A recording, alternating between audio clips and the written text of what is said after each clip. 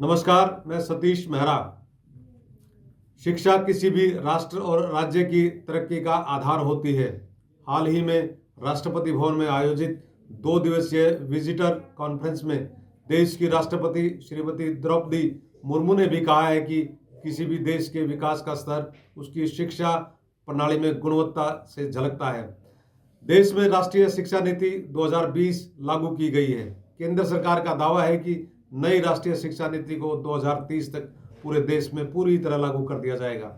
वहीं हरियाणा सरकार का भी वादा है कि प्रदेश में इसी वर्ष के अंत तक राष्ट्रीय शिक्षा नीति 2020 को पूरी तरह लागू किया जाएगा। नई शिक्षा नीति को लागू करने के लिए केजी से विश्वविद्यालय तक की शिक्षण संस्थाओं में कई प्रकार के सुधारात्मक कार्यक्रम लागू किए जा रहे हैं, जिनमें शिक्षण संस्थानों में अध्यापकों की कमी को पूरा करना, रिसर्च एंड डेवलपमेंट के लिए इंफ्रास्ट्रक्चर का पूरा प्रबंध करना विशेष रूप से शामिल है। इन सभी व्यवस्थाओं के लिए राज्य के बजट में शिक्षा के लिए बजट बढ़ाने की आवश्यकता है, तभी शिक्षा में सुधार हो पाएगा और प्रदेश में शिक्षा से संबंधित ढांचागत सुविधाएं बढ़ेंगी। साथियों, आज हम बात करेंगे 2025-26 के हरियाणा के बजट में शिक्षा के बजट के प्रावधान की, जो इसी माह पेश किया जाना है। हरियाणा के मुख्यमंत्री ने बजट से संबंधित सुझाव और सलाह मांगी है। 10,000 से भी अधिक लोगों ने अपने सुझाव और सलाह हरियाणा सरकार को भेजी हैं। इसके साथ साथ हरियाणा के मुख्यमंत्री नायब सिंह सैनी ने अपने विधायकों से भी बजट से संबंधित सलाह और सुझाव लिए हैं। पिछले वर्ष यानी 2024-25 में हरियाणा का कुल बजट 1,89,876 करोड़ रुपए रखा गया था, जिसमें शिक्षा के लिए 20,638 करोड़ रुपए का प्रावधान किया गया था, जो कुल बजट का लगभग 11% है। काबिल गौर है कि पिछले कई सालों से आमतौर पर प्रदेश के कुल बजट में शिक्षा के लिए लगभग 14% का प्रावधान किया जाता रहा है। इस बार राज्य के बजट में 14% से भी अधिक शिक्षा के लिए प्रावधान किया जाना चाहिए।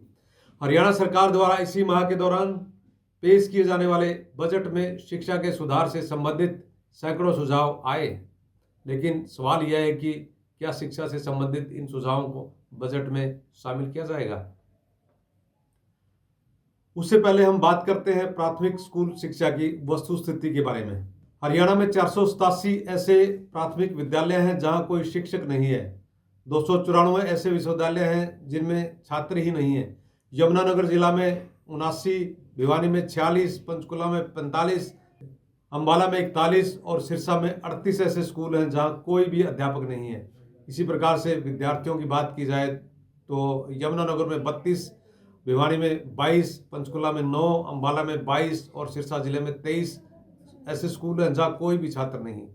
इन्हीं जिलों में क्रमशः 132, 75, 64, 82, 62 स्कूलों में 20 से भी कम छात्र हैं। इन आंकड़ों से पता चलता है कि शिक्षक पदों के पुनः आवंटन के बाद भी सरकार में 2262 शिक्षकों की कमी है। बात करें बिना शिक्षक वाले स्कूलों की तो सबसे अधिक संख्या 79 यमुनानगर में है। राज्य के कम से कम 1095 स्कूलों में 20 से कम छात्र हैं, जिसमें यमुनानगर में 132 शीर्ष पर हैं। उसके बाद पंचकुला 64 और करनाल 62 हैं। दिलचस्प बात यह है कि पंचकुला एकमात्र ऐसा जिला है जहां शिक्षकों के 88 सरप्लस पद हैं। हालांकि सरकार ने प्राथमिक विद्यालयों के लिए रेशनलाइजेशन में 5,313 शिक्षक पदों में कटौती की है। शिक्षक पदों में की कुल संख्या 37,487 से घटाकर 32,174 कर दी गई है। एक वरिष्ठ अधिकारी के माध्यम से पता चला है कि इन पदों को समाप्त नहीं किया गया है, बल्कि अगले शैक्षणिक सत्र में अधिक प्रभावी आवंटन के लिए इन्हें तर्कसंगत बनाया गया है। साथियों, बात करते हैं हरियाणा की उच्च शिक्षा प्रणाली की। उच्च शिक्षा प्रणाली पर गौर किया जाए तो उच्च शिक्षा प्रणाली गंभीर संकट का सामना कर रही है। प्राप्त जानकारी से खुलासा हुआ है कि राज्य के सरकारी एवं एडेड कॉलेजों में लेक्चरर्स के आधे से ज़्यादा पद खाली पड़े हैं। 4,465 लेक्चर पदों पर भर्ती का इंतजार है, जिससे शिक्षा व्यवस्था पूरी तरह प्रभावित हो रही है। हरियाणा में कुल 184 सरकार कॉलेज हैं, जिसमें 97 एडेड कॉलेज हैं, लेकिन इन कॉलेजों में स्थायी शिक्षकों की भारी कमी बनी हुई है। साथियों, 7986 स्वीकृत पदों में से केवल 3358 पदों पर नियमित शिक्षक कार्यरत हैं, जबकि 2058 अतिथि एवं एक्सटेंशन लेक्चरर के भरोसे शिक्षण कार्य चल रहा है। इसके बावजूद 4465 पद खाली पड़े हैं। खास बात यह है कि प्रदेश के 97 एडेड कॉलेजों में वर्तमान में 79 प्राचार्यों के पद खाली हो गए हैं। खास बात यह है कि प्रदेश में 97 एडेड कॉलेजों में वर्तमान में 39 प्राचार्यों के पद खाली हो गए हैं। हर माह खाली पदों की यह संख्या निरंतर बढ़ती जा रही है। इसके अलावा हेड क्लर्क से लेकर स्वीपर तक के पद भी बहुतायत में खाली पड़े हैं। आप जानते हैं कि इन सबका शिक्षा व्यवस्था पर क्या प्रभाव पड़ता है। तो विशेषज्ञों का मानना है कि इतनी बड़ी संख्या में असिस्टेंट प्रोफेसर के पदों का रिक्त होना राज्य के उच्च शिक्षा स्तर को प्रभावित कर रहा है।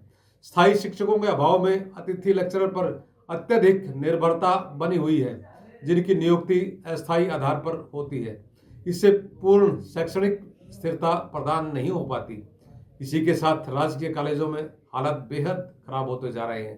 राजकीय कॉलेजों में पढ़ने वाले छात्रों की संख्या लाखों में है, लेकिन शिक्षकों की इस कमी के चलते विद्यार्थियों को गुणवत्तापूर्ण शिक्षा नहीं मिल पा रही है। उच्च शिक्षा का यह संकट न केवल शिक्षण गुणवत्ता को प्रभावित कर रहा है, बल्कि राज्य के युवाओं के भविष्य पर भी सवाल खड़े कर रहा है।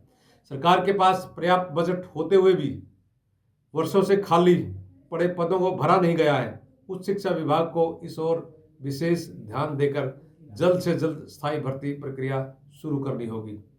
हरियाणा के विद्यार्थियों, शिक्षकों और अभिभावकों ने सरकार से भी मांग की है कि शिक्षकों की स्थायी भर्ती तुरंत शुरू की जाए।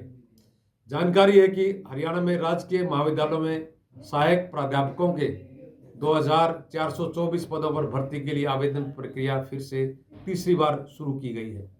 इच्छुक उम्मीदवार 15 मार्च तक hpsc.gov.in पर आवेदन कर सकते हैं।